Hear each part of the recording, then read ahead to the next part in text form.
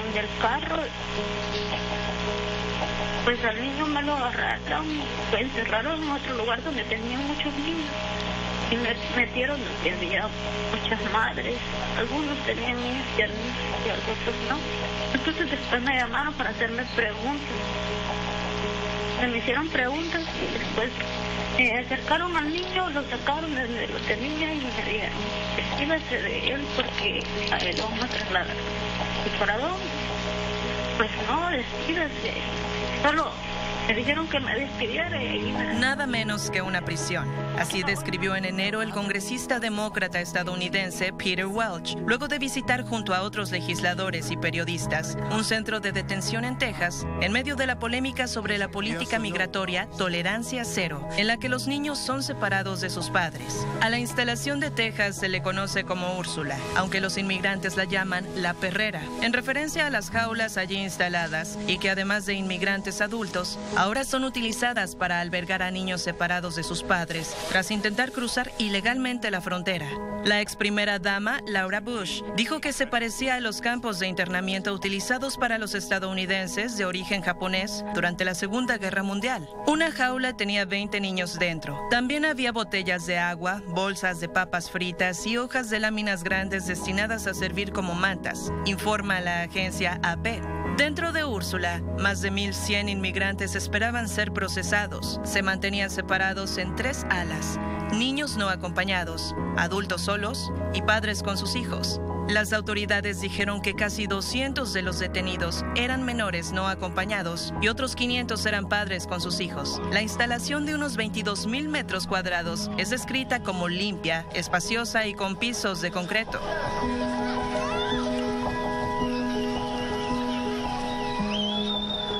El agente de patrulla actualmente a cargo del sitio, John López, dijo que los 42 retretes portátiles en el lugar se limpian 3 veces al día. Hay 3 paramédicos, 2 médicos miembros del personal y 310 empleados, pero no hay personal de salud mental o capacitación.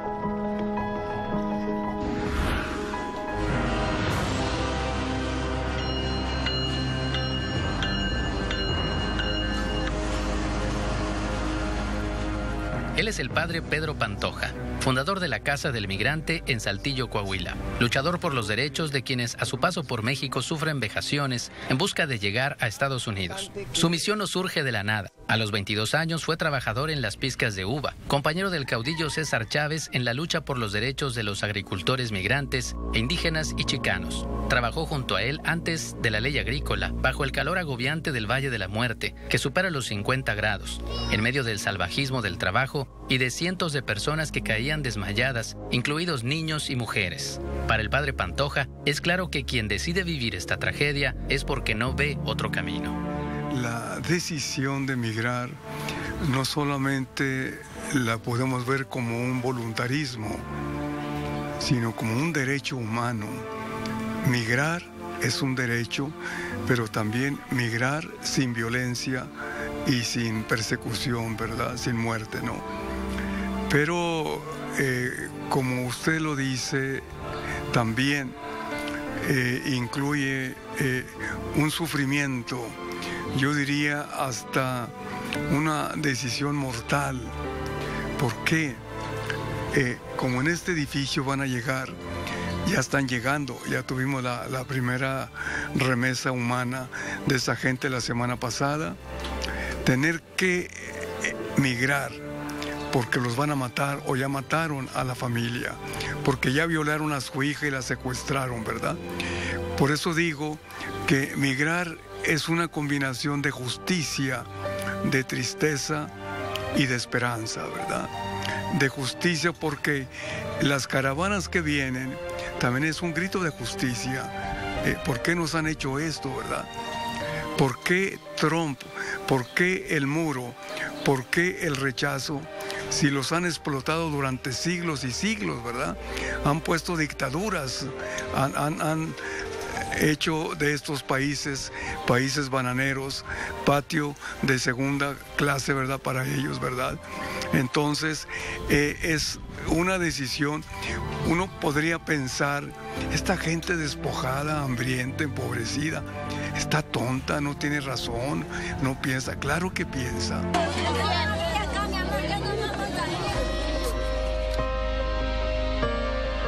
Yo lo saludé y no me volteó a ver y a mí me duele. ¿Sabe por qué? Porque son bien indiferentes y no sé por qué, porque ante los ojos de Dios todos somos iguales. No todas las personas son malas. Han tenido que abrazar a sus hijos al amanecer, con vergüenza y con pena. Voy a tener que irme, ¿verdad? Ahora, usted imagínese cuando el hombre no regresó, porque fue asesinado, porque fue secuestrado, y cuando la madre también le dice a los hijos, hijos, su papá nunca va a venir, y el hambre sigue. Ahora me toca a mí también tomar esta decisión de emigrar, ¿verdad? Entonces, creo que ellos mismos como que se despedazan en sus sentimientos para poder arrancarse de su tierra, ¿verdad? En la casa del migrante se vive de todo y aunque escasas, hay algunas historias que lo hacen recuperar el aliento. Te voy a contar la última historia de amor que hemos vivido. Tenemos una joven madre embarazada, 8 meses de embarazo. Tiene 3 niños. Antes de San Luis fue perseguida por el crimen organizado. Cargando a su hija rodó por un barranco y puso en alto riesgo su embarazo. Llegó sangrando, llegó abortando, llorando, desesperada. He perdido a mi hijo, ¿verdad? Gracias a Dios, con la asesoría y la solidaridad de mucha gente buena de Saltillo, de hospitales y todo, pudimos tener una intervención con ella, con doctores y todo. Lograron detener el aborto. Se le pudo hacer el eco y pudo ella divisar a su hijo, que está totalmente sano y que pronto va a nacer. No va a poder ir a Estados Unidos porque ya va arriba de los 8 meses, pero aquí nos van a hacer un niño. Y ella está feliz porque la salvamos del aborto y porque ya pudo contemplar que su hijo está completo, está sano y que pronto va a nacer. Además del arropo y el alimento, para el padre Pantoja la obligación es decirles lo duro que es intentar la travesía de llegar y cruzar la frontera.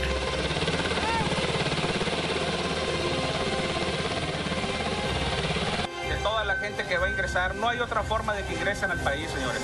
Entonces les pedimos de favor, no arriesguen a los niños, no arriesguen a las mujeres, no se arriesguen ustedes. Necesitan alimento, necesitan atención médica. Si tú me preguntas de 10, ¿cuántos llegan? Yo te diría, ojalá que 2, ¿verdad? Yo creo que es muy bajo el número, ¿verdad? Pero de alguna manera hubo tiempos en que lograron, ¿verdad? Tenemos ya matrimonios en Nueva York, en Los Ángeles, en Luisiana, en Virginia, donde ya tienen hijos y todo, ¿verdad? Ya están trabajando, ¿verdad? No es el número completo de todos ellos. Muchos morirán en Arizona, otros serán secuestrados en el Río Bravo, ¿verdad? Por eso te digo, de 10, yo te aseguro que por lo menos 2, ¿verdad? De los otros 8, no te aseguro si morirán o fueron secuestrados o desaparecieron, ¿verdad? Por eso, casi el 80 o el 90% de la gente que ahora está llegando aquí, muchos ya no quieren irse. Y por eso nuestras oficinas trabajan horas extras para trabajar la regularización, víctimas de delito y el refugio. Las historias de terror superan lo que muchas veces se dice en las noticias o lo que se relata en los discursos.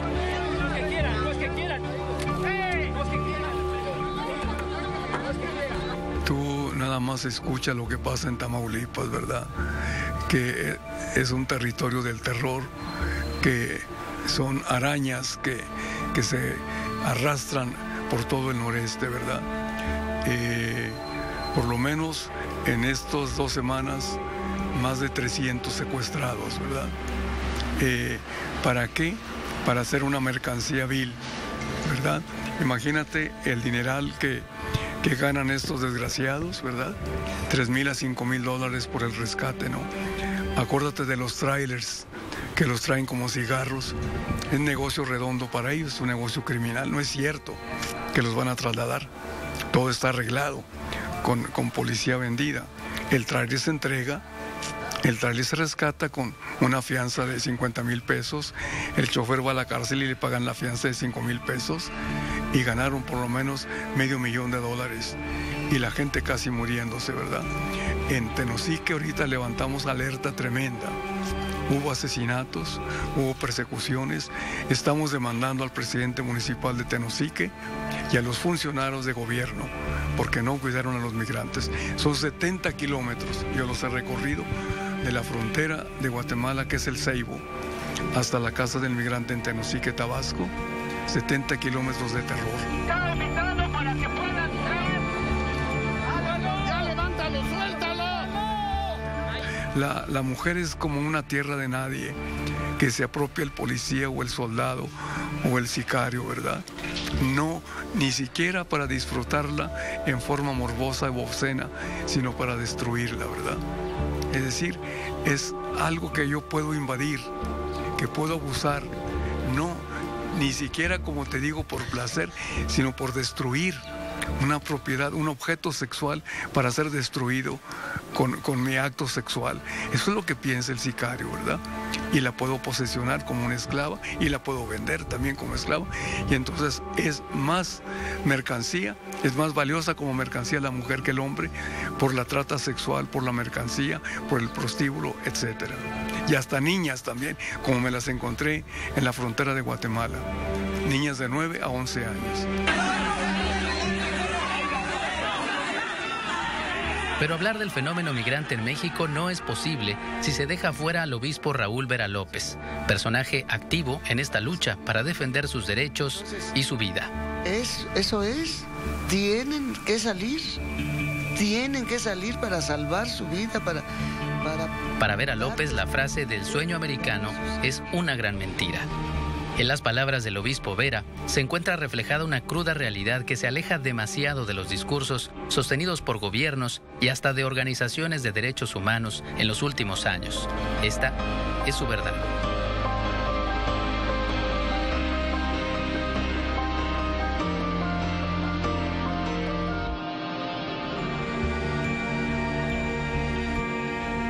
Los migrantes no son unos soñadores.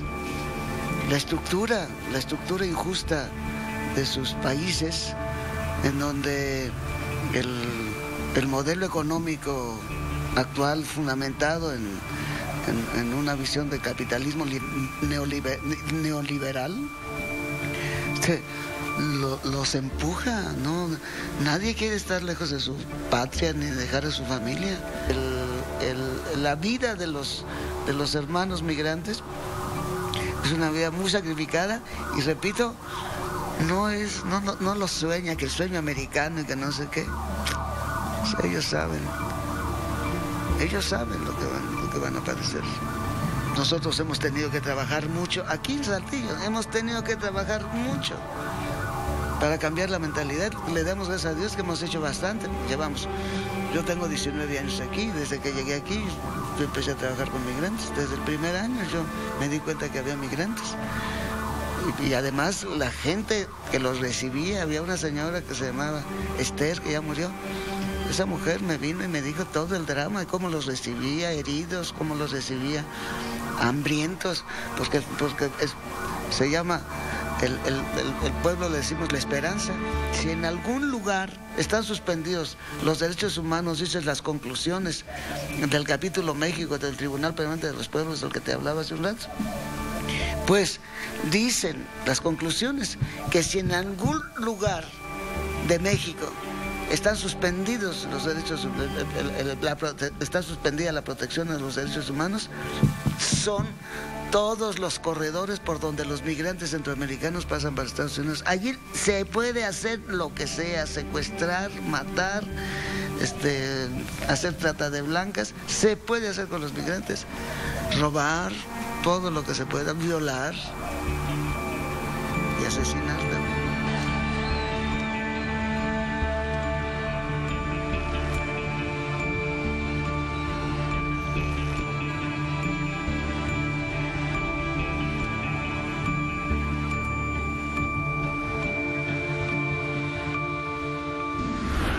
Como ya lo hemos visto, Nuevo León es tierra de paso para los migrantes. Algunos solamente se quedan unos cuantos días, semanas o si acaso un par de meses. Pero Tamaulipas es una entidad donde la cantidad de migrantes aumenta exponencialmente.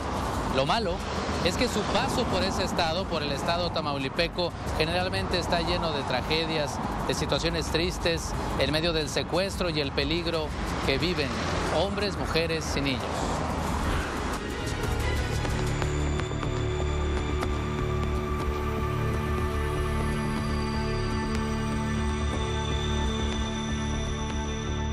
Tras la presunta desaparición de al menos 19 migrantes en el municipio fronterizo de Reynosa, el gobierno de Tamaulipas y el federal buscan a los centroamericanos en territorio nacional y extranjero.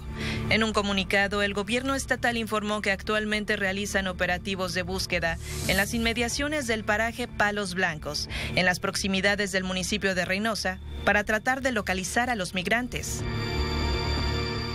El 7 de marzo, al menos 19 personas que viajaban a bordo de un autobús de pasajeros fueron obligados a descender de la unidad, desconociéndose su paradero hasta el momento. Y solo hay el testimonio del chofer, solamente. ¿Pasajeros no? Y tampoco de la Policía Federal, ni nada por el estilo. Para aclararlo más sobre lo que tenemos, para hacerles el relato, le voy a pedir hoy al secretario de Seguridad que tenga una conferencia con ustedes sobre este tema. El secretario de Seguridad y Protección Ciudadana, Alfonso Durazo, dio a conocer que una de las principales hipótesis que se manejan en la desaparición de migrantes en Tamaulipas es que el grupo armado que los bajó del autobús de Transpaís, en el que viajaban en la ruta Matamoros-Reynosa, estaba contratado por ellos mismos para cruzarlos hacia Estados Unidos. En conferencia de prensa explicó que esta idea se refuerza porque no hubo violencia en el supuesto secuestro y los sujetos con armas de grueso calibre que marcaron el alto a la unidad, con número económico 9596. Llevaban una lista con los nombres de los migrantes. Señaló que los presuntos polleros con el rostro cubierto hicieron descender a 25 hombres y de ahí separaron a los 22 que iban buscando. Se tiene la lista completa de las personas que iban en el autobús, los nombres de las personas que bajaron, y el día de ayer se informaba que en coordinación con los servicios de inteligencia de otros países estamos conociendo o verificando si hay denuncias por desapariciones. Hasta este momento no tenemos absolutamente ninguna información en ese sentido. Se está haciendo una búsqueda de migrantes, recogiendo información sobre el paso del camión en retenes. Ya se tienen bastantes elementos y ya están en el terreno llevando a cabo un operativo de búsqueda. El gobernador de Tamaulipas, Francisco García Cabeza de Vaca, insistió que el caso de la desaparición de los 22 migrantes entre San Fernando y Reynosa es asunto del gobierno federal y exigió al Instituto Nacional de Migración mayor vigilancia a las entradas del estado. Hemos pedido también mayor supervisión a través del Instituto Nacional de Migración y más supervisión, obviamente, a la entrada en los cruces de otros estados hacia Tamaulipas. El embajador de Honduras en México, Alden Rivera Montes, dijo que hasta el momento no hay denuncias sobre secuestro y no hay certeza de que migrantes hondureños formen parte de las 22 personas bajadas del autobús que viajaban en la carretera Reynosa-San Fernando el 7 de marzo.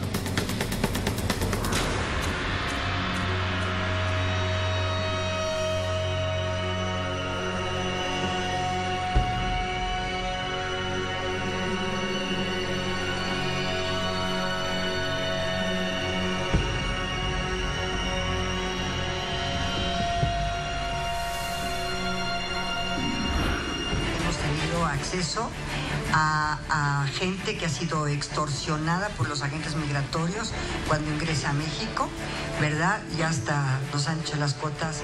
A pesar del cambio de administración en el gobierno federal, el Instituto Nacional de Migración sigue en el ojo del huracán y a la sombra de señalamientos relacionados con actos de corrupción, favoritismo e incluso delitos documentados.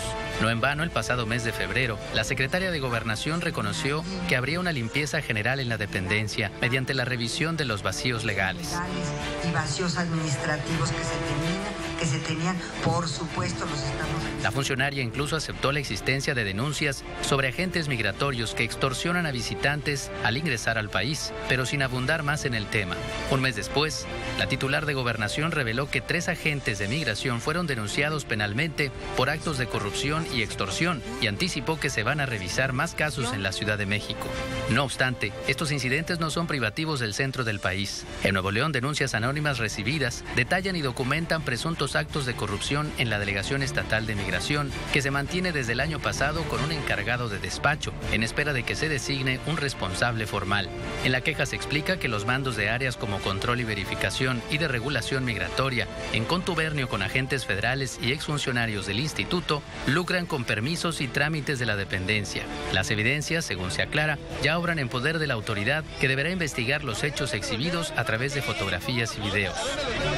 Este programa buscó a través de la delegación del gobierno federal en Nuevo León, desde hace semanas, una entrevista con personal de migración para dialogar. Pese a que de inicio se ofreció apertura, dicha conversación nunca se concretó.